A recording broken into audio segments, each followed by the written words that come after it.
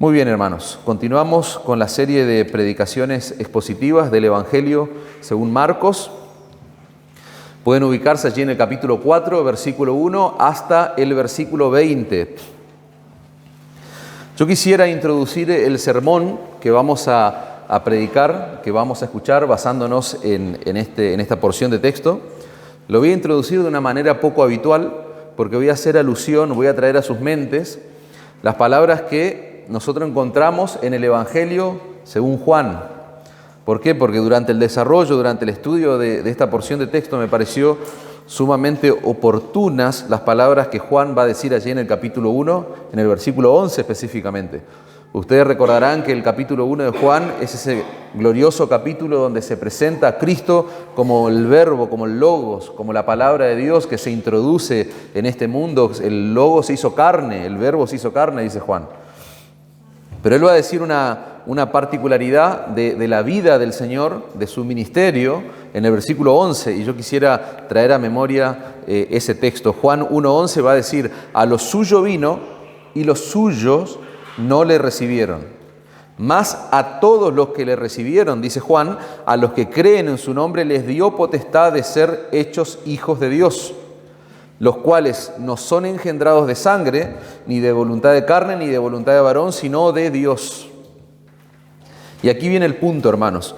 Lo que el apóstol Juan está diciendo en el versículo 11, podríamos decir que fue el distintivo especial o la característica especial que tuvo el ministerio de nuestro Señor Jesucristo, el ministerio terrenal del Señor Jesucristo. Y nosotros lo estamos estudiando porque los evangelios se basan mucho en ese periodo de la vida del Señor. Nosotros sabemos, ya por lo que hemos aprendido a lo largo de todo este tiempo, que el pueblo judío se había hecho la idea, eso es lo que nos muestran los evangelios, en contraste, el relato de los evangelios en contraste a las profecías que están allí en el Antiguo Testamento.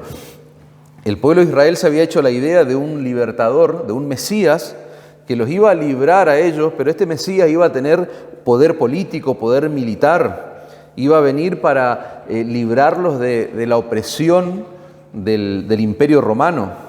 Sin embargo, dice Juan, este Mesías se hizo carne, habitó entre nosotros, dice más adelante, vimos su gloria, dice Juan, gloria como del unigénito del Padre, lleno de gracia y de verdad. Fíjense la descripción que está haciendo. Ese que vino a lo suyo, que fue recibido, fue un Mesías lleno de gloria y de verdad. ¿Y qué hizo la nación de Israel? ¿Qué hicieron las multitudes? Que estamos aprendiendo la connotación que Marcos les da a las multitudes. ¿Qué hicieron los líderes religiosos? Se volvieron en su contra.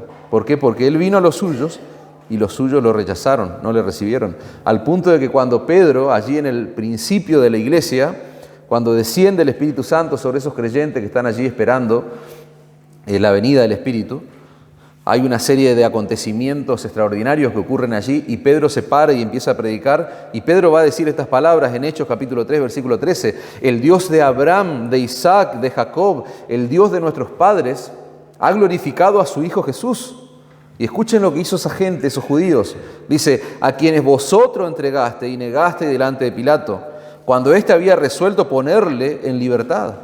Mas vosotros negasteis al santo y al justo y pediste que se os diese un homicida. Y mataste al autor de la vida, le dice Pedro a esta multitud de judíos que están allí, a quienes Dios ha resucitado de los muertos, de lo cual nosotros somos testigos. ¿Qué le estoy diciendo con todo esto, hermanos? Que esa fue, lamentablemente, una realidad del ministerio terrenal del Señor Jesucristo. Un ministerio que aparentemente no tuvo muchos frutos visibles. ¿Por qué? Porque si nosotros juzgamos la efectividad o el éxito de su ministerio por las reacciones de su pueblo, por las reacciones de los líderes religiosos, nosotros podríamos pensar, y no estaría tal vez mal pensar, que en los términos en los que se mide el éxito en el mundo, el ministerio de Cristo fue un fracaso, básicamente.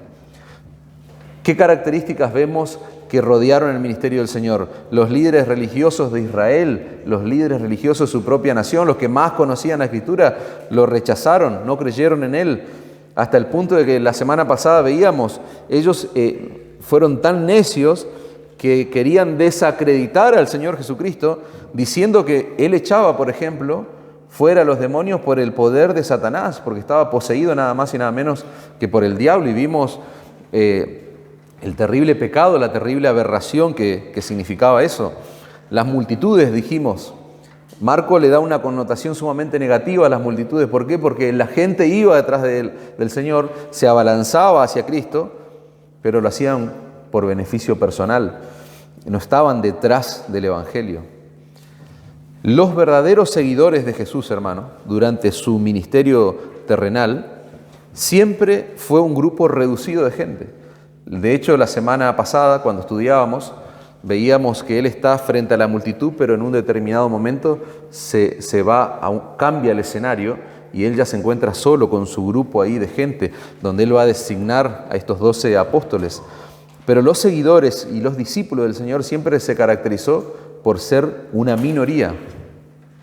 Ellos estaban cautivados por la predicación de Cristo. Los evangelios nos muestran que el Señor Jesucristo predicaba de tal forma que ellos nunca habían escuchado hablar, nunca habían escuchado a alguien predicar de esa forma. Ellos nunca vieron hacer a alguien los milagros que el Señor hacía, el poder del Señor sobre los enfermos, sobre los demonios, etc. Pero ellos estaban observando algo y ellos eran conscientes de algo, hermanos, de la estrecha exclusividad del Evangelio, podríamos decir.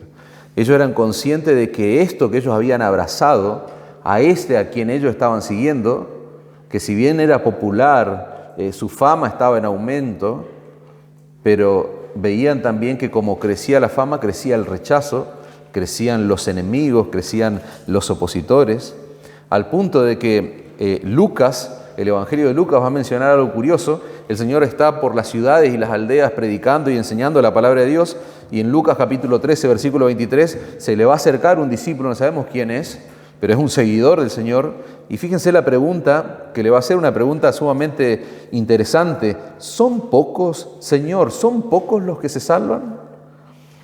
Indudablemente, esta persona comenzó a observar que él está dentro de lo que sería la minoría. Él está viendo una característica que es distintiva en el ministerio de enseñanza, de predicación del Señor. Ustedes imagínense este escenario, hermanos. Los discípulos habían dejado todo, lo habían abandonado todo. ¿Para qué? Para seguir al Señor Jesucristo. Para ellos sí era evidente que Él era el Mesías prometido en el Antiguo Testamento. Ellos no tenían duda de eso. Pero ellos comienzan a ver que los demás no veían lo mismo. Ellos comienzan a ver que los líderes lo rechazan. Los líderes dicen barbaridades. Las multitudes van detrás de Él, pero no por un interés genuino, no por motivaciones correctas. Y es en ese contexto que el Señor comienza a ver esta situación, tanto de los líderes religiosos, de las multitudes y de aún de sus propios discípulos, que el Señor va a compartirle a sus discípulos, a sus seguidores, una serie de parábolas que se conocen como las parábolas del reino. Y dentro de ese grupo de parábolas encontramos la que nosotros vamos a estudiar ahora esta tarde, que es la parábola del sembrador. El Señor le va a ayudar a sus discípulos a entender cuál es la raíz, cuál es la razón detrás de ese rechazo que el pueblo de Israel hace hacia su persona y su ministerio. Y Él va a desarrollar una parábola. Ahora vamos a hablar bien de qué es una parábola en sí, pero Él va a contar una historia, va a hacer alusión a un rubro en particular que tiene que ver con el mundo agrícola del primer siglo, y que sus seguidores, las personas a las cuales Él le va a hablar, les va a resultar sumamente familiar la historia, pero ellos no van a entender del todo lo que el Señor les va a decir. Antes de leer el pasaje, que es bastante extenso y de hecho ya lo hemos leído en la adoración, en el capítulo 4, para aquellos que quieran anotar, capítulo 4, versículo 1 al 9, Jesús va a mostrarle a la multitud y les va a hablar de los diferentes tipos de tierra de cultivo, usando la parábola del sembrador. En los versículos 10 al 13, el Señor le va a explicar a sus verdaderos seguidores cuál es el propósito que hay detrás de las parábolas. Y en los versículos 14 al 20, el Señor le va a explicar que el propósito de esa parábola que Él está compartiendo allí, la parábola del sembrador, es ilustrar la razón, la raíz que hay detrás de las respuestas que las personas dan al Evangelio. Eso a modo de principio, esos serían los 3 puntos principales que vamos a ver durante el desarrollo. Como es una porción extensa de texto, yo quisiera que con paciencia leamos los 20 versículos, hermanos. Dice: otra vez comenzó Jesús a enseñar junto al mar, y se reunió alrededor de él mucha gente, tanto que entrando en una barca, se sentó en ella, en el mar, y toda la gente estaba en tierra junto al mar, y les enseñaba por parábolas muchas cosas, y le decía en su doctrina: oíd, he aquí el sembrador salió a sembrar, y al sembrar aconteció que una parte cayó junto al camino, y vinieron las aves del cielo y la comieron. Otra parte cayó en pedregales donde no tenía mucha tierra y brotó pronto, porque no tenía profundidad de tierra. Pero saliendo el sol, dice el Señor, se quemó, y porque no tenía raíz se secó. Otra parte cayó entre espinos, y los espinos crecieron y la ahogaron y no dio fruto. Pero otra parte cayó en buena tierra y dio fruto, pues brotó y creció, y produjo a 30, a 60 y a 100 por uno. Entonces le dijo: el que tiene oídos para oír, oiga. Hasta ahí vamos a leer, hermanos. Esa va a ser la primera parte, la primera porción que vamos a estudiar. Después vamos a ir leyendo por partes el texto, que es extenso, como les dije.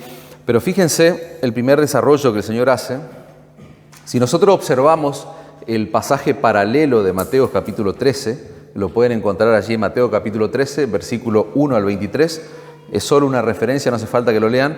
Pero Mateo va a decir que esta parábola se pronuncia por el Señor el mismo día en el que Él es acusado, en el que Él es confrontado por los escribas y fariseos, y ellos cometen esa terrible acusación de que Él está poseído por el diablo mismo. En ese mismo día, en ese mismo contexto, el Señor pronuncia estas palabras. Dice Mateo que aquel día salió Jesús de la casa.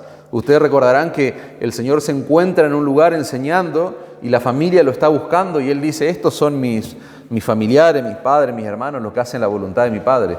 Bueno, dice Mateo, sale de la casa y se sentó junto al mar. Rápidamente cambia la escena, el Señor ya está de nuevo en el mar de Galilea. Es lo que dice nuestro texto allí. Marcos nos dice que se reunió tanta gente que Jesús tuvo que tomar una barca y usarla como una especie de púlpito y predicar desde allí. ¿Por qué? Porque el mar era lo que le daba seguridad en cierta manera a él de no ser aplastado por la multitud, habíamos dicho semanas atrás. Pero el Señor claramente sabía, hermanos, que esa multitud no estaba allí por un interés genuino en conocer, en escuchar el Evangelio, en escuchar la palabra de Dios, sino que había un interés personal, dijimos. Querían ser sanados, ellos querían ver milagros, ellos querían obtener algo del Señor. Entonces, en ese contexto el Señor les va a predicar la palabra de Dios una vez más, les va a enseñar, pero ahora va a haber un cambio, va a haber un punto de inflexión en su ministerio de enseñanza, porque Él ahora les va a comenzar a enseñar en parábolas. Dice el versículo 1, lo leemos nuevamente. Otra vez comenzó Jesús a enseñar junto al mar, y se reunió alrededor de él mucha gente, tanto que entrando en una barca se sentó en ella en el mar, y toda la gente estaba en tierra junto al mar. Y les enseñaba por parábolas muchas cosas. Esa palabra, ahí vamos a hacer un trabalengua, esa palabra parábolas es una palabra sumamente interesante, hermano, pero por más rara que suene, es una palabra que tiene un significado muy simple. La palabra griega que se traduce como parábola significa básicamente colocar una cosa al lado de otra cosa para hacer una comparación. Esa es la finalidad. Entonces, nosotros podemos entender que una parábola básicamente es una comparación. El Señor, durante su ministerio, vamos a ver, a partir de ahí, podríamos decir, a partir de este punto de inflexión, el Señor comienza a usar imágenes. Ustedes van a ver que la enseñanza del Señor Él se va a valer de imágenes, se va a valer de historias, se va a valer de cosas de la cultura, de la vida cotidiana, para enseñar verdades sumamente complejas, pero que resulten fáciles de entender. Él va a usar las parábolas para enseñar una verdad espiritual, pero que sea fácil de entender, que sea fácil de recordar principalmente. Esa es la idea de las parábolas. Pero acá hay un punto importante.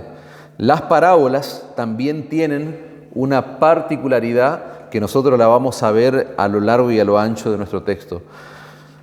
Hay ocasiones donde en lugar de aclarar una verdad espiritual, en lugar de traer claridad, de hacer más fácil el entendimiento de una verdad espiritual, hay ocasiones en lo que la parábola hace lo contrario. En lugar de aclarar, oscurece esa verdad que se intenta explicar, sería la idea. ¿Cuándo ocurre eso? Cuando la persona está con una actitud contraria a la verdad que se está enseñando. No sé si me van entendiendo. Quiero ser claro porque es importante que entiendan eso. La parábola es una comparación que tiene el objetivo de aclarar una verdad espiritual que es compleja, tal vez, de entender. Eso nos aclara, nos da entendimiento y es fácil de recordarlo. Pero en ocasiones el Señor va a usar las parábolas también para, en lugar de aclarar, oscurecer el entendimiento. ¿De quiénes? Repito, de aquellos que están en contra, de aquellas personas que se rebelan en contra de esa verdad que el Señor está enseñando. Y es lo que vamos a ver ahora y lo vamos a entender a medida que desarrollemos el pasaje. Una historia, dice un autor, una historia que para algunos puede ser sumamente ilustrativa y clara, para otros puede convertirse en una especie de acertijo imposible de entender y de resolver. Esa sería también una definición interesante de parábola. Cuando nosotros vemos las enseñanzas del Señor Jesucristo, vemos que las parábolas se van a transformar en un medio de gracia para los creyentes, pero van a ser una señal de juicio para los incrédulos. Por eso el título del mensaje es Gracia para algunos y juicio para otros. Eso es lo que vamos a ver en el desarrollo de las parábolas del Señor. Las parábolas son una señal de juicio para los que desechan la verdad en contra de todas las evidencias que pueda haber acerca de esa verdad en particular. Nosotros venimos de un texto donde al Señor Jesucristo, líderes religiosos de esta nación, lo están acusando de que Él está actuando en base al poder de Satanás. Y decíamos la semana pasada, ellos entendieron, ellos eran conscientes del milagro, de los milagros que el Señor hacía. Ellos eran conscientes de que el Señor había liberado a un endemoniado, pero no estaban dispuestos a reconocer el poder y la autoridad del Señor. Entonces, voluntariamente, decíamos la semana pasada, se negaron a reconocer eso, a pesar de toda la evidencia que tenían. Y para ellos, esta parábola va a ser una señal de juicio. Y eso es lo que pasa, hermanos, en nuestro pasaje. El Señor viene enseñando la palabra de Dios por todas las ciudades. Vamos a ver que los evangelios relatan que donde Él pisaba, enseñaba y predicaba la palabra de Dios. Había hechos contundentes, manifestaciones impresionantes de su poder, de su autoridad. Sin embargo, a pesar de todas esas demostraciones, las multitudes y los líderes religiosos deciden permanecer en incredulidad. Las multitudes le siguen por interés y los líderes religiosos se transforman en los enemigos número uno del Señor. Ellos no querían un Salvador que los libere del dominio del pecado. Ellos querían un Salvador que les arregle, las multitudes querían un Salvador que les arregle sus problemas. Los líderes judíos y religiosos querían un hombre con poder político y militar, no alguien a quien someterse voluntariamente. Entonces lo que hace el Señor es hablarles en parábola. Fíjense Mateo 13:34. El Señor nos dice que al ver la dureza de los corazones de esta gente, a partir de ese momento el Señor solamente les va a hablar en parábolas. Todo esto habló por parábolas. Perdón, el capítulo 4, creo que dije Mateo, vamos a buscarlo, capítulo 4, versículo, creo que tengo mala referencia. Y sin parábola no les hablaba. El mismo texto, hermano, ahí de el mismo capítulo que estamos estudiando, versículo 34, va a decir, y sin parábolas no les hablaba, aunque a sus discípulos en particular les declaraba todo. Fíjense la realidad del contexto en el cual el Señor está enseñando esto. La gente, a partir de ese momento, las multitudes iban a escuchar las historias, iban a escuchar la enseñanza, pero no iban a entender el significado.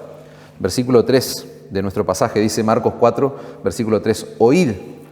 He aquí el sembrador salió a sembrar. Esa palabra oíd se va a transformar en una palabra clave de todo el desarrollo de nuestro texto. Ahora lo vamos a entender por qué. En la nación de Israel, un sembrador, obviamente nosotros tenemos que imaginarnos cómo era en ese entonces, no pensar tal vez en el contexto actual de nuestros días, pero un sembrador en Israel básicamente lo que hacía era usar una bolsa que estaba atada a su cintura, llena de semillas, y a medida que iba caminando por el campo, iba esparciendo, es la idea, iba tirando las semillas al aire, digamos. Dice el versículo 4, y al sembrar, al esparcir las semillas, aconteció que una parte cayó junto al camino, y vinieron las aves del cielo y la comieron. Ustedes acuérdense que en Israel, decíamos hace algunas semanas, no hay cercos, no están cercados los campos, la idea era que sean de libre acceso. Y decíamos en ese entonces que cualquier persona que tal vez tenía hambre podía ir a un campo, saciar su apetito, y eso estaba permitido, aún estaba aprobado por la misma ley. Los campos estaban divididos por caminos, esa es la idea, por caminos que eran aproximadamente de 1 metro de ancho. Y la gente, a medida que transitaba o a medida que el sembrador iba por esos caminos, ¿qué pasaba? Esos caminos se iban endureciendo cada vez más. Y cuando las semillas caían, dice el Señor, las aves venían y las comían. Versículo 5. Otra parte dice, cayó en pedregales. Ya es otro tipo de terreno. No un camino donde las aves vienen y comen, sino que este camino parece ser ya más duro, más rocoso. Dice, cayó en pedregales donde no tenía mucha tierra, brotó pronto, porque no tenía profundidad de tierra. Pero, dice, saliendo el sol, se quemó y porque no tenía raíz se secó. Esa palabra pedregales nos da la idea de un terreno que está lleno de rocas, donde hay poca tierra encima, esa sería la idea. Dice el Señor que cae la semilla, brota rápido, pero como hay piedra debajo, eso se seca, se termina secando rápido. Versículo 7 hasta el versículo 9. Dice, y otra parte cayó entre espinos, y los espinos crecieron y la ahogaron, dice, y no dio fruto. Ese es otro contexto, es otra realidad que plantea el Señor. Pero otra parte cayó en buena tierra. Fíjense, el Señor va a plantear 4 escenarios. En el camino, durante el camino, en pedregales, entre espinos, pero ahora el Señor va a hablar de una buena tierra. Y dio fruto, dice, pues brotó y creció y produjo a 30, a 60 y a 100 por uno. Entonces les dijo, el que tiene oídos para oír, oiga. ¿Cómo empezó la parábola? Yo les dije anteriormente, presten atención a esa palabra, que es oiga. Oíd, dice el versículo 3. Bueno, fíjense cómo termina el Señor. El que tenga oídos para oír, oiga. El Señor termina su historia, su parábola, su ilustración, con una siembra increíble según el entendimiento de los oyentes allí originales, digamos. ¿Por qué? Porque el Señor va a decir que la semilla que menos fruto dio produjo a 30 por uno. Eso, para un sembrador de la época, era algo sumamente insólito, era algo poco común. ¿Por qué? Porque ellos no sembraban con la expectativa de tener ese tipo de cosecha, ese tipo de frutos. Entonces el Señor está desde el principio ya golpeando la mente de sus oyentes. Y todo lo que el Señor describe en esa historia claramente era familiar para esa cultura agrícola que decíamos ahí de la nación de Israel. En el verso 14, si nosotros no lo leímos al principio, lo vamos a ir leyendo durante el desarrollo, pero si ustedes observan el verso 14, el Señor les va a explicar a sus discípulos la enseñanza espiritual de la palabra. El Señor va a hacer como una especie de predicación expositiva con ellos. Va a hablar, va a leer la Escritura en cierta manera, y después le va a dar la explicación y va a aplicar esa palabra. Pero antes de que ellos reciban la explicación de la enseñanza espiritual, el Señor quiere que entiendan ese cambio que está habiendo en la metodología. Yo les dije que el Señor es consciente de lo que sus discípulos están viendo, están percibiendo, de que tal vez su ministerio no es el más exitoso porque ahora se comenzó a poner difícil, las dificultades empezaron a rodear el ministerio del Señor.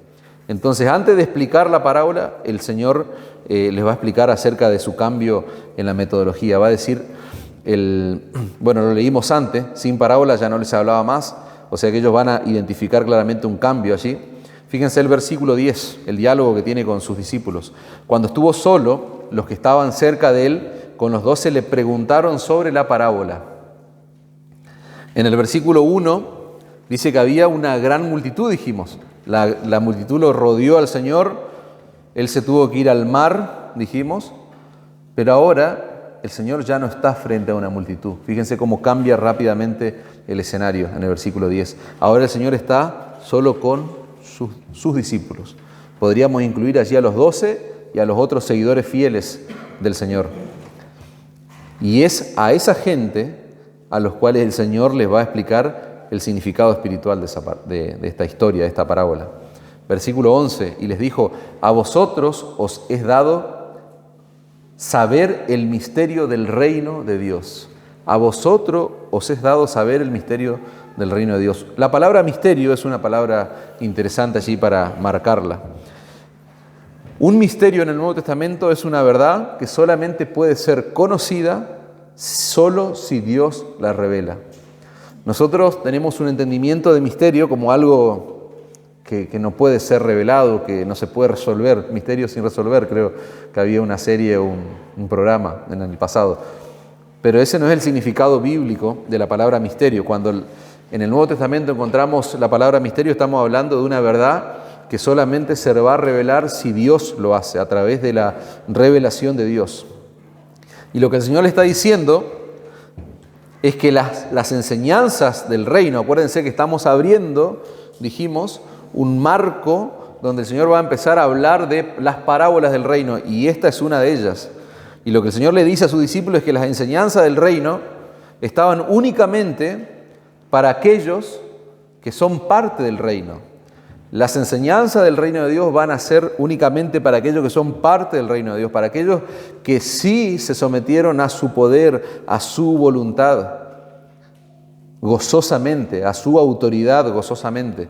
Fíjense, Marcos 14:11, lo leemos completo. Y les dijo, a vosotros os he dado a saber el misterio del reino, a vosotros, a ustedes que son parte, no de la multitud, sino de este grupo reducido, sería la idea, más a los que están fuera, por parábolas todas las cosas. A las multitudes, a los que están ajenos a este grupo, todo va a ser en base a parábolas. ¿Para qué? Para que viendo vean y no perciban, y oyendo oigan y no entiendan. ¿Para qué? ¿Para qué todo eso? Para que no se conviertan, dice el Señor. Y para que no se conviertan y les sean perdonados los pecados.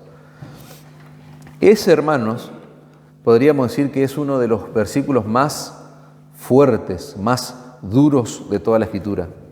El Señor, al decir esas palabras, al dar esa explicación en su cambio de retórica, podríamos decir, el Señor está citando Isaías capítulo 6, versículo 9, un pasaje que va a describir a los judíos incrédulos, a los cuales el Señor les va a hablar por parábolas. Isaías capítulo 6, versículo 9, después que el Señor llama allí a Isaías, vamos a ver qué va a decir el versículo 9.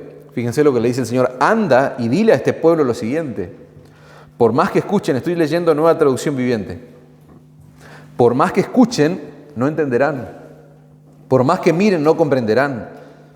Entorpece la mente de este pueblo, tápale los oídos y cúbrele los ojos para que no puedan ver ni oír, ni puedan entender, para que no se vuelvan a mí y yo no los sane. Terrible, fuerte. El Señor está haciendo alusión a ese pasaje, hermano. Los judíos que rodeaban a Cristo, los judíos que estaban allí acechando en cierta manera al Señor, lo que hicieron fue rechazar el mensaje del Evangelio, ¿Cuándo? Cuando el Señor lo predicó con total claridad, en Marcos capítulo 1, versículo 14. Ahí tenemos el tipo de mensaje que el Señor vino a proclamar. Sin embargo, estos judíos, dijimos, voluntariamente rechazaron el mensaje del Evangelio que fue predicado con total claridad. A pesar de todas las evidencias, decíamos recién, que hubo en medio de ellos, ellos nunca reconocieron el poder, la autoridad y a Cristo como ese Mesías profetizado en el Antiguo Testamento. Ellos decidieron voluntariamente rechazarle, acusarle, blasfemar en su contra. Y lo que está ocurriendo en nuestro texto es que ahora esa gente está sufriendo las consecuencias de su dureza. Esa gente está sufriendo las consecuencias de su dureza. Eso es lo que significa el pasaje. Eso es lo que significa el texto, hermanos. ¿Por qué? Porque ellos ahora no van a entender. Al contrario, esa parábola se va a transformar en un elemento de juicio. Eso va a traer, en vez de claridad, va a traer más confusión. Y acá quiero arribar con una aplicación, hermano, antes de seguir avanzando. El pecador que endurece su corazón contra Dios una y otra vez al escuchar el Evangelio, el hombre o la mujer que hace eso, termina en cierta manera traspasando un límite, traspasando una especie de línea divisoria, podríamos decir, donde del otro lado de esa línea hay una situación, hay un escenario donde ya no hay un evangelio que pueda escuchar, un evangelio que lo pueda salvar, sino solamente palabras de juicio. ¿Por qué? Por el endurecimiento continuo y voluntario al escuchar el evangelio. Eso es lo que nuestro pasaje nos enseña, eso es lo que el texto significa, lamentablemente. Ahora, entender eso a nosotros debe motivarnos, debe animarnos ¿a qué? A seguir proclamando el Evangelio. A seguir proclamando el Evangelio a pesar de la dureza que haya en el corazón de ciertas personas. ¿Por qué? Porque nosotros no somos jueces. A veces nosotros pensamos de que, bueno, tal persona rechazó tantas veces, no le predico más. Imagínense si pensáramos así, no predicaríamos del púlpito nunca el Evangelio. Porque continuamente el Evangelio está siendo aceptado, pero también está siendo rechazado en los corazones. Y ahora vamos a profundizar un poquito acerca del corazón nuestro al escuchar la predicación. Pero repito, hermano, entender esta realidad dura y cruel a nosotros nos debe motivar a proclamar el Evangelio de Cristo aún, a pesar de la resistencia que pueda haber. ¿Por qué? Porque nosotros no sabemos cuándo una persona traspasó cierta línea. Y lo único que tiene poder para salvar a una persona, cualquiera sea su condición y su estado, sigue siendo el Evangelio de Cristo. Pero, alerta, hermano, ojo, este pasaje no tiene que ser tomado a la ligera, en este caso por todos los que están oyendo la predicación ahora, todos y cada uno de nosotros. No tiene que ser tomado de manera liviana. ¿Por qué? Porque es una advertencia. Repito, es una advertencia y el principio de la aplicación es la siguiente: el continuo endurecimiento del corazón puede traer, hermano, como castigo un corazón aún más endurecido. Repito, el continuo endurecimiento del corazón puede traer como consecuencia el castigo de un corazón más endurecido aún. Es lo que pasó con estos hombres. Ese es el propósito, dijimos, de las parábolas. Traer juicio sobre aquellos que han decidido ir en contra de toda evidencia. Endurecer su corazón ante Dios, su corazón contra Dios. Fíjense la pregunta del versículo 13 de nuestro pasaje. Fíjense que las parábolas, dijimos, pueden endurecer el corazón de una persona, pero al mismo tiempo traen instrucción a todos aquellos que están dispuestos a escuchar, aquellos que no se rebelan en contra de la verdad que se está enseñando, sino aquellos que están abiertos a abrazar esa verdad. Fíjense la pregunta, Marcos capítulo 4, versículo 13, y les dijo: ¿no sabéis esta parábola? ¿Cómo pues entenderán todas las parábolas? Es una pregunta incisiva que el Señor le hace allí a sus discípulos. ¿Cómo no saben esta parábola? Si no conocen esto, que es la base, podríamos decir, no van a entender las otras parábolas. El Señor lo que le está diciendo es que la parábola del sembrador es la clave para entender las parábolas del reino. Es por eso que a partir del verso 14, el Señor le empieza a explicar lo que les dije antes. Ahí tenemos la explicación detallada del significado de la parábola del sembrador. Versículo 14. El sembrador es el que siembra la palabra.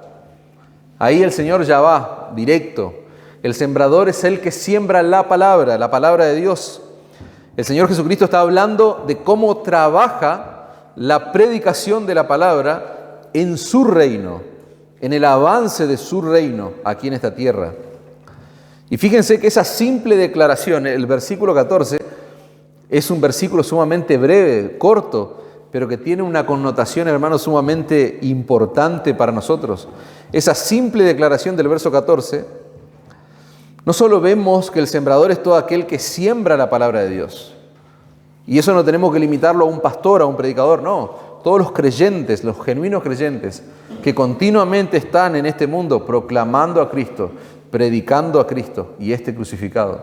Aquellos que llevan adelante esta noble tarea de extender el reino de Dios, proclamando el Evangelio, pastores y creyentes. Esa simple declaración del verso 14, les dije, no solo vemos que el sembrador es todo aquel que siembra la semilla de la palabra de Dios, todo aquel que proclama el Evangelio, sino que vemos también que esa semilla de la palabra de Dios es el instrumento. Repito, la semilla de la palabra de Dios es el instrumento que Dios va a utilizar para establecer su reino en la tierra y para que su reino avance y siga creciendo. Dios no va a usar ninguna otra cosa, hermanos. Dios va a usar su palabra para hacer ¿qué cosa?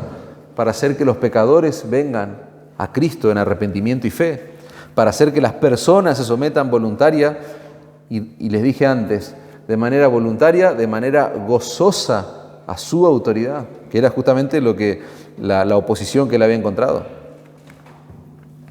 Eso es lo que significa venir a ser parte del reino, hermano. Y la pregunta es, para enfatizar este punto, ¿cómo sucede que pecadores rebeldes, que pecadores que tienen el corazón endurecido, que no quieren someterse de ninguna manera a la autoridad de Dios, pasan del reino de las tinieblas al reino de la luz? Esa es la realidad de muchos de nosotros, de los que estamos aquí en este lugar. ¿Cómo sucede eso? Eso sucede a través de la predicación de la palabra de Dios. Repito, el sembrador es el que siembra la palabra. Y tenemos que dar gloria al Señor porque en nosotros ha sido sembrada la palabra de Dios. Y muchos de ustedes tal vez pueden dar testimonio fiel de esta realidad, de que muchas veces escuchamos con un corazón duro y tal vez esa fue la realidad de muchos, hasta que el Señor ablandó allí nuestro corazón, transformó nuestro corazón con el poder de su palabra, hermanos. Yo en la introducción les dije que los discípulos eran conscientes de esa estrecha exclusividad del Evangelio. Ellos eran conscientes de los pocos frutos del ministerio del Señor. Y en ese sentido, el Señor considera que era sumamente importante, hermano, que sus discípulos entiendan que el problema no estaba en su metodología. Cuando nosotros vemos Lucas 14:25, vamos a ver que las multitudes le seguían y el Señor, dice el texto, se da vuelta y ahí comienza a hablarle otro escenario. Y uno, si deja correr su imaginación, se puede imaginar muchas cosas que podían estar pasando en ese contexto. ¿Por qué? Porque el Señor comienza a hablar de un elemento de muerte, el que no toma su cruz y viene a mí, y empieza a decir todas las implicaciones de seguir a Cristo y lo que realmente significa. Fíjense que de las multitudes, 120 había allí en Jerusalén, en el templo, esperando que descienda el Espíritu Santo. ¿Dónde estaban las multitudes? ¿Dónde estaba todo ese gentío que lo seguía al Señor? Entonces, frente a esa situación, el Señor claramente quiere que sus discípulos entiendan que el problema no está en el método, en la metodología. No, vamos a seguir haciendo tantos milagros por día, tantas sanaciones. Vamos a buscar endemoniado porque eso es lo que atrae a la gente.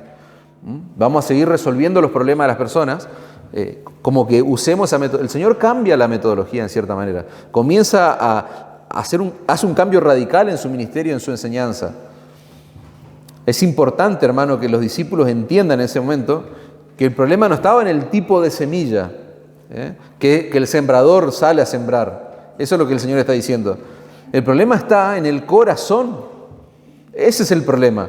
El problema es el terreno donde la palabra es sembrada, es donde la semilla cae. No es el sembrador, no es la semilla, no es la forma de esparcir, de regar. No, es la tierra, es el corazón, versículo 15. Y estos son los de junto al camino, en quienes se siembra la palabra. Fíjense, dijimos al principio, salió a sembrar y cayeron semillas en el camino. Dijimos que los campos están separados por caminos estrechos y de tanto caminar se hacen duros esos caminos y cae la semilla, pero fíjense, ¿quiénes son los de junto al camino? Bueno, aquellos en los cuales se siembra la palabra, pero después que la oyen, enseguida viene Satanás y quita la palabra que se sembró en sus corazones. Fíjense, qué interesante explicación la del Señor. Se dan cuenta que el problema no está en la metodología, en pocas palabras estaría diciendo el Señor, el problema está en el corazón. ¿Por qué? Porque dice que viene Satanás y quita esa palabra que se sembró en sus corazones. Hay 4 terrenos, 4 escenarios, dijimos, donde cae la palabra. Pero ya vimos por la lectura que hicimos de la parábola que solo un terreno produce fruto. ¿Y cuál es la parte, cuál es el denominador común en esos 4 escenarios? La palabra es la misma, el predicador es el mismo, pero hay un resultado diferente al final. ¿Y cuál es la diferencia? El terreno. Es el lugar. ¿Se dan cuenta? No es, repito esto, hermano, porque es clave que lo entiendan. No es ni la palabra, no es ni el predicador, es el terreno. Esa es la diferencia en nuestra historia. La pregunta es, ¿por qué? ¿Por qué hay algún problema en la semilla, algún problema en la metodología o en la siembra? Claramente estamos dándonos cuenta de que no hay problema en eso. El problema está en el corazón humano.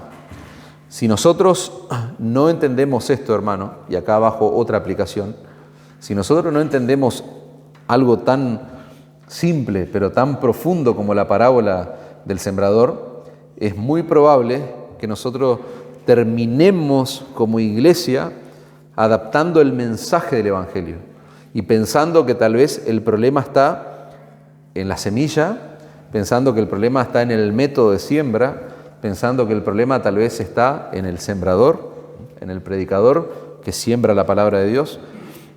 Entonces es sumamente importante entender esto, hermanos.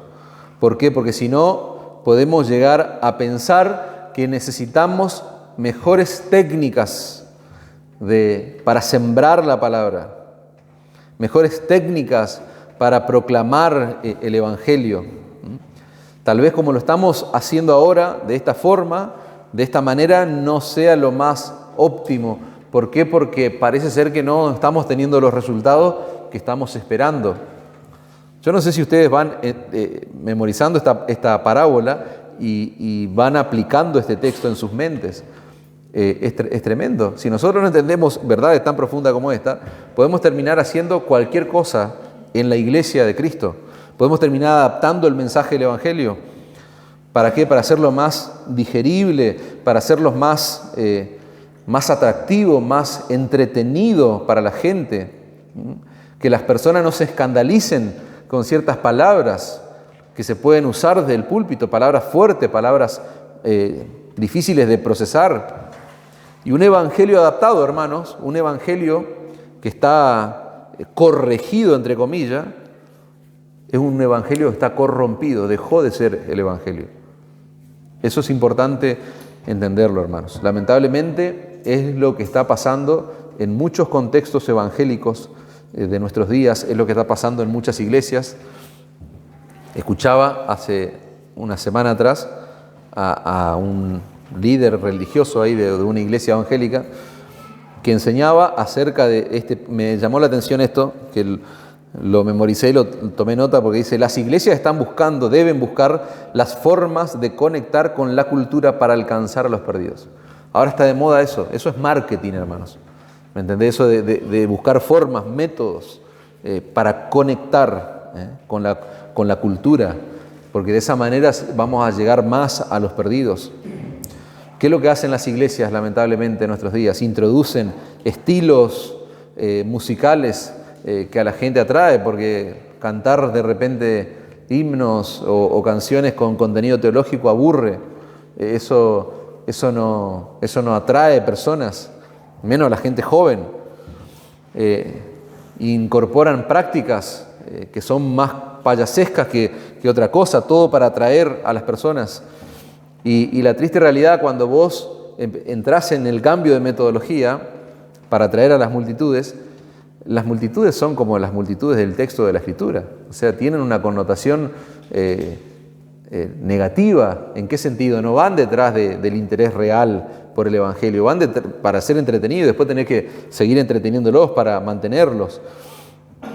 Algunas iglesias han dejado de hablar del infierno, han dejado de hablar del pecado. Es muy probable que si una persona se pare y hable claramente del infierno, del pecado, de Satanás, sea censurado esa persona.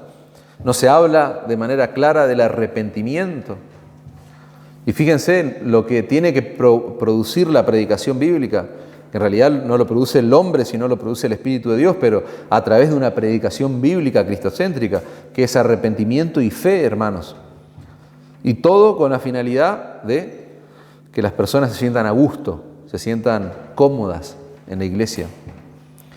Eso debe darnos pena y tristeza. ¿Por qué? Porque es todo lo opuesto a lo que hizo el Señor. Fíjense qué locura. Hoy se está haciendo todo lo contrario a lo que Cristo hizo. El Señor incomodó a la gente, al contrario. Cambió su metodología allí, en cierta manera, y empezó a hablar en parábolas. Repito el principio, hermano. El problema no está en la semilla, no está en la metodología, el problema está en el terreno. Es un problema de corazón. Esa sería la idea. Dice el versículo 15, estos son los de junto al camino, en quienes se siembra la palabra, pero después que la oyen, enseguida viene Satanás y quita la palabra que se sembró en sus corazones. Entender ese versículo, hermano, correctamente, nos tiene que llevar a entender lo que está sucediendo en este momento. Yo les dije que ahora llegamos a la parte de la predicación donde vos tenés que pensar seriamente a la luz del texto lo que está ocurriendo ahora, en este momento, en este preciso instante, hermanos. Ver en la Escritura que Satanás puede ir y quitar la palabra que se sembró en los corazones de personas, eso es algo que debe alarmarnos, en cierta manera. Es una especie de advertencia que encontramos en la palabra de Dios. ¿Cuándo? En el momento en que se predica la palabra de Dios. ¿Por qué? Porque cuando se está predicando la palabra de Dios, hay una batalla que se está librando en ese lugar, en la mente de las personas que están oyendo, aún en la mente del predicador. Hay una batalla de la cual nosotros no somos conscientes, hermano, pero que está ocurriendo. Y que vos ignores eso puede ser desastroso para tu vida. Es como que vos ignores que en ese camino que estás transitando hay minas y tenés cuidado donde pisás porque vas a terminar en pedazos. Sería la idea. Bueno, esto es parecido. Si vos ignorás que en la vida cristiana, en el camino de la vida cristiana hay luchas y nuestra lucha no es contra carne y sangre, sino contra huestes espirituales de maldad que están bajo el poder y el control de Satanás. Si vos ignorás eso, se podría decir que sos un blanco fácil. Y lo que dice el versículo 15 de nuestro texto nos debe llevar a examinar claramente, hermano. Nosotros no debemos pensar que cuando nos reunimos como iglesia, Satanás y sus demonios se toman un recreo. Porque claro, nosotros estamos en la iglesia, estamos en un lugar que tal vez es impenetrable, por decirlo de alguna manera. No. Yo durante mucho tiempo yo pensé eso. No sé, tal vez ustedes también o quizás no, pero yo en el pasado durante mucho tiempo yo pensaba que claro, cuando se reúnen los creyentes, Satanás está fuera, está lejos, digamos. De hecho, con esto no estoy diciendo tampoco, no estoy hablando a favor de lo que ocurre en el mundo pentecostal o carismático, donde se agarran las piñas con Satanás básicamente en un culto. O sea, eso es irrisorio y eso es una distorsión del entendimiento de que la lucha es real, pero no en esos términos. Pero pensar, hermanos, que cuando nosotros nos reunimos como iglesia, Satanás se toma un recreo, sus huestes espirituales de maldad están allí enfocándose en otra gente, Eso es un error, hermanos. No piensen así si hay alguno que piensa, hermanos. ¿Por qué? Porque Satanás no está atacando iglesias falsas. Repito, Satanás no es, quiero aclarar esto antes de seguir, no es omnipresente. Eso está claro. Satanás tiene muchos secuaces, muchos demonios, digamos, que trabajan, espíritus de maldad que trabajan para él, pero él no está atacando iglesias falsas. Si en una iglesia falsa, ¿qué es, según lo que dice la Escritura? Es una sinagoga de Satanás, o sea, ellos ya están trabajando en pos de sus propósitos, digamos. A ellos ya los tiene en sus manos.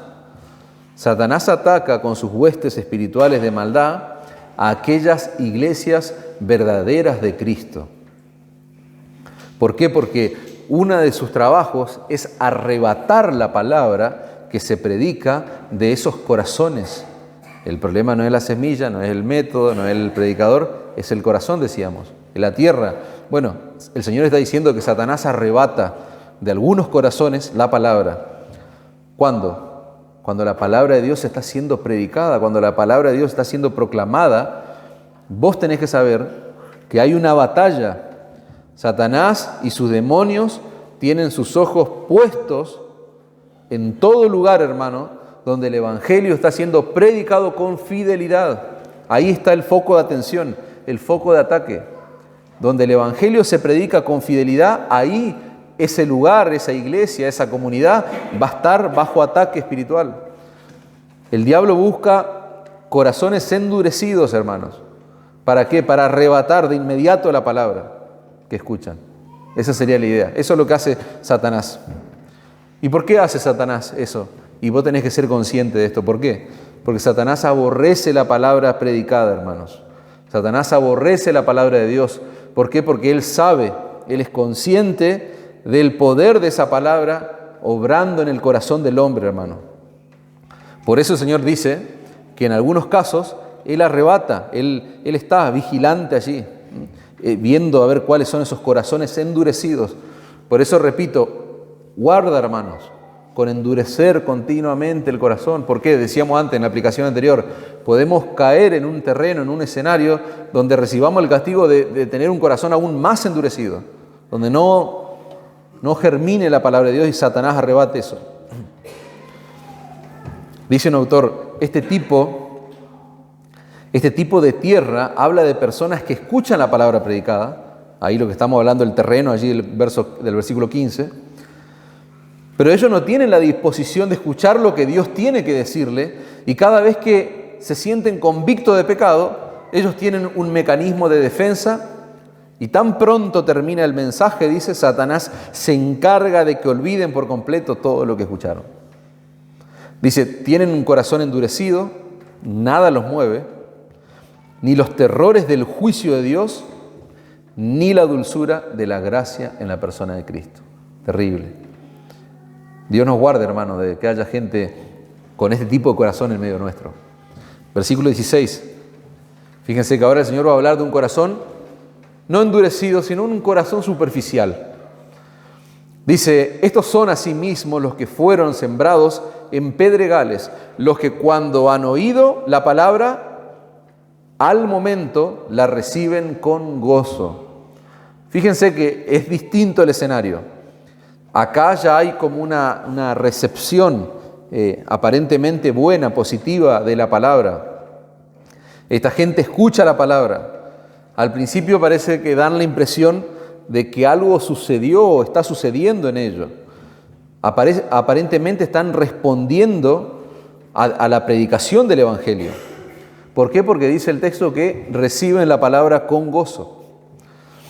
Tal vez son personas que están atravesando luchas, circunstancias difíciles en su vida, y cuando de repente escuchan el mensaje de la palabra de Dios, ellos entienden que han encontrado lo que necesitan, lo que les va a ayudar a ellos a generar ese bienestar, ese anhelo que ellos tanto que tienen en su corazón, que tanto desean, que tanto quisieron tener, pero lamentablemente no entienden la realidad de la esencia del Evangelio esta gente.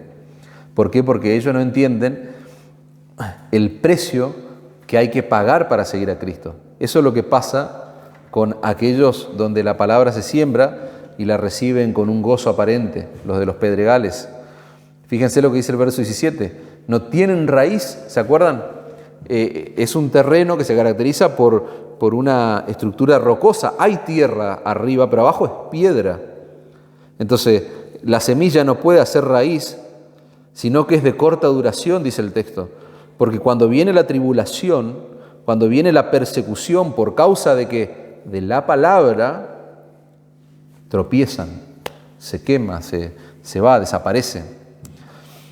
El Señor está hablando de que cuando viene la aflicción, cuando viene la persecución por su causa, por su palabra, por el Evangelio, ese fruto, esa raíz desaparece. Cuando viene la tribulación, dice el texto, o la persecución, eso es una tierra superficial, es una persona superficial que se da cuenta de que la vida cristiana o la vida, según el Evangelio de Cristo, no es lo que él pensó en un primer momento. Una aplicación más sobre esto, hermanos. Cuando nosotros predicamos el Evangelio, nunca debemos evaluar la genuinidad o lo genuino que puede llegar a ser una profesión de fe, basándonos únicamente en si esa persona recibió con gozo la predicación del Evangelio. ¿Por qué? Porque claramente uno puede manifestar un gozo aparente, pero en realidad es superficial, es una profesión superficial. Si la persona, hermano, no da señales de haber experimentado un verdadero arrepentimiento por su pecado, de haber puesto su confianza plena en la persona de Cristo, el gozo no significa nada. Existe o hay muchísimas probabilidades de que no haya entendido realmente el Evangelio. Nosotros sabemos que a la luz de la palabra de Dios, la fe verdadera se va a fortalecer en medio de la aflicción. Es la melodía constante en las cartas que se van a escribir a las iglesias. Es la melodía constante en los creyentes del primer siglo. La aflicción, la persecución. Allí se purifica nuestra fe. Esas pruebas, esas aflicciones que fortalecen la fe del verdadero creyente, son usadas por Dios ¿para qué? Para poner en evidencia la falsa profesión de la fe de aquellos que aparentemente creen. Fíjense qué interesante este principio. ¿Por qué? Porque Dios va a usar las aflicciones, Dios va a usar la persecución para purificar a su iglesia. Porque eso es lo que va a poner en evidencia a los verdaderos creyentes. Los verdaderos creyentes van a permanecer, van a mostrar su fe verdadera en medio de la aflicción, en medio del dolor, en medio de la angustia, en medio de la persecución, claramente. Veamos el otro terreno, hermanos, para que no se nos vaya tanto el tiempo.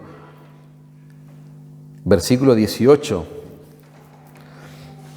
Decíamos un corazón endurecido, un corazón superficial. Podríamos decir un corazón propenso a las distracciones. Estos son los que fueron sembrados entre espinos. A ver, ¿quiénes son? Los que oyen la palabra, pero los afanes de este siglo, el engaño de las riquezas y las codicias de otras cosas entran y ahogan la palabra y se hace infructuosa. ¿Se acuerdan? Dijimos, corazón duro. Ahora, después vimos allí personas que muestran gozo, pero viene la persecución, viene la angustia, las aflicciones. Ahora vemos un corazón donde viene el mundo y sus deseos. Viene todo lo que el mundo ofrece. Dice el Señor, los afanes de este siglo, el engaño de las riquezas, la codicia. Más tenés, mejor sos. Más dinero tenés, mejor posición tenés. Dice, entran y ahogan la palabra y la hacen infructuosa. Hay algo que nosotros debemos reconocer y es que el Señor nos hizo a su imagen y semejanza. El Señor nos dotó de ciertas habilidades que nos permiten a nosotros disfrutar de cosas que son legítimas. Y ahí pudiéramos nombrar un montón de cosas, pero nosotros somos personas que continuamente estamos deseando. Están las concupiscencias de nuestro corazón, que son los malos deseos. No estamos hablando de eso, sino estamos hablando de deseos que de repente son legítimos y que tienen que ver con este siglo, con la vida del cielo para abajo, digamos. El problema, según la descripción que da el Señor, surge cuando comenzamos a mirar esas cosas como la fuente principal, podríamos decir, de nuestra seguridad. Esa sería, de nuestra identificación. Cuando empezamos a mirar las cosas de este siglo como la fuente principal de nuestro bienestar, como la fuente principal de nuestro propósito en la vida, como lo que nos da sentido en la vida. Cuando esos deseos comienzan a dominar, sería lo que está diciendo el Señor, cuando los deseos de este mundo, el engaño de las riquezas, los afanes de este siglo, comienzan a dominar nuestro corazón, la palabra de Dios queda relegada a un último lugar y no produce ningún fruto. Es lo que está diciendo. Se hace infructuosa, ahogan la palabra de Dios. Y eso es lo que hace, no se puede amar a este mundo y amar al Señor. De hecho, Pablo va a hablar en sus cartas de algunos personajes que rodearon allí su ministerio y se fueron. Dice, ya no están más, porque se fueron amando este mundo. Llegamos allí al final, hermano, del versículo 20 de nuestro texto. Fíjense que ahora sí tenemos un terreno fértil. Fíjense que ahora sí tenemos un corazón que da fruto. Versículo 20.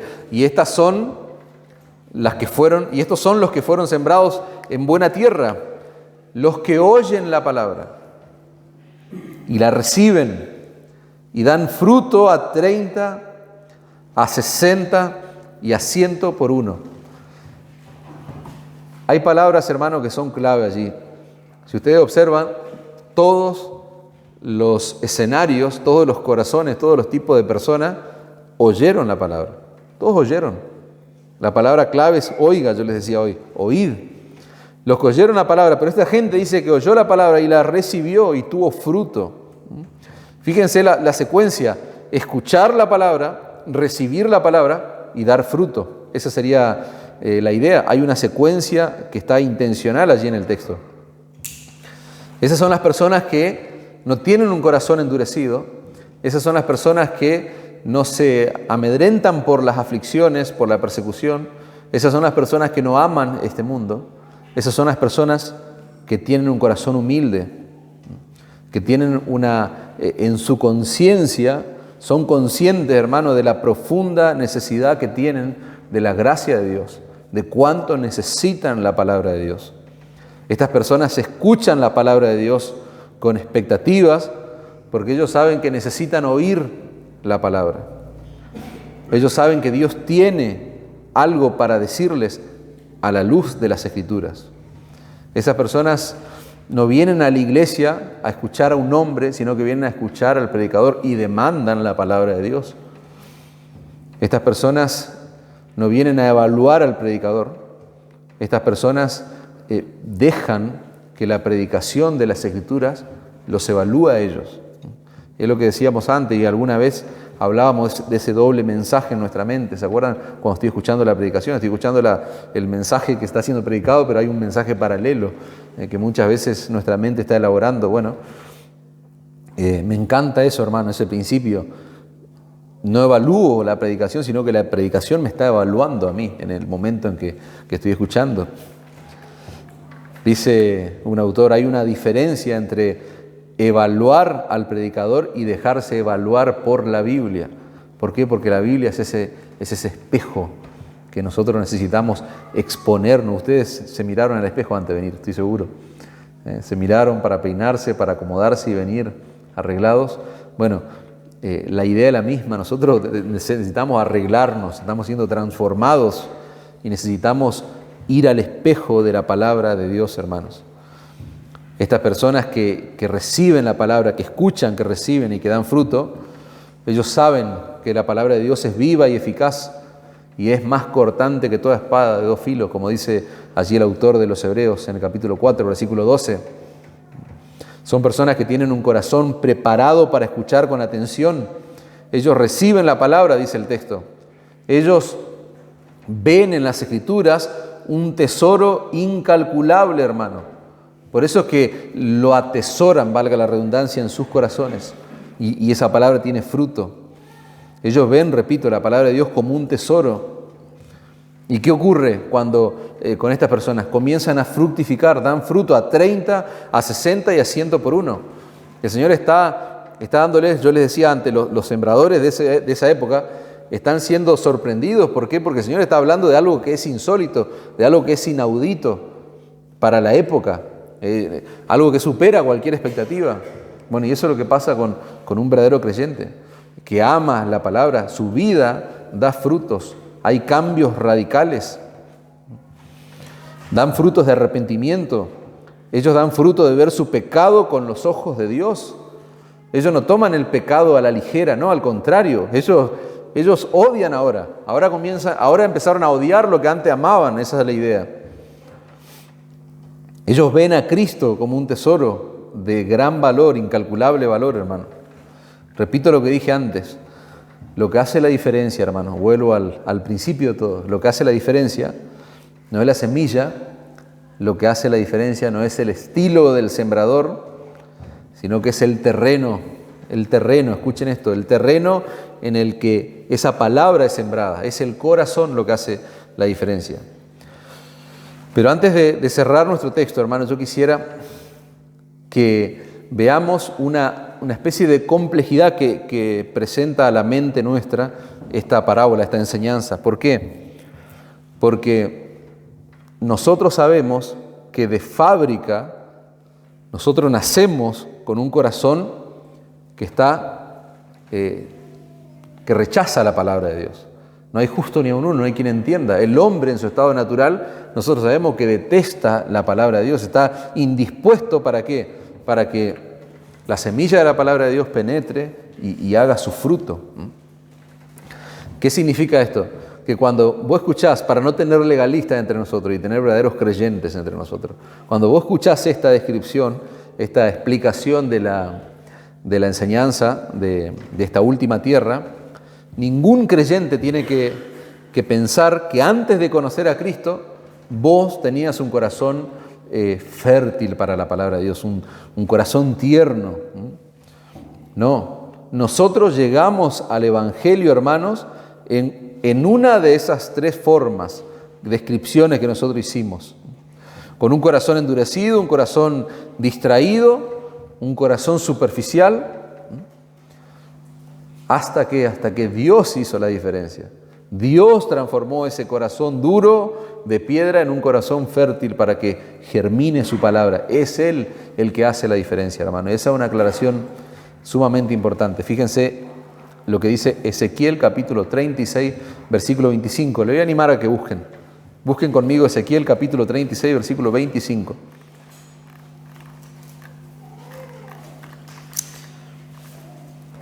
Esparciré sobre vosotros agua limpia. Ezequiel 36, 25. Y seréis limpiados de todas vuestras inmundicias, y de todos vuestros ídolos os limpiaré. Os daré, ¿qué dice el Señor? Corazón nuevo, y pondré espíritu nuevo dentro de vosotros, y quitaré de vuestra carne ese corazón de piedra con el que llegamos al Evangelio, y daré un nuevo corazón de carne, y pondré dentro de vosotros mi espíritu. Eso es terrible, hermano, es lo que leíamos, estudiábamos el miércoles. Que el Espíritu de Dios haga morada en nosotros, decíamos el miércoles pasado.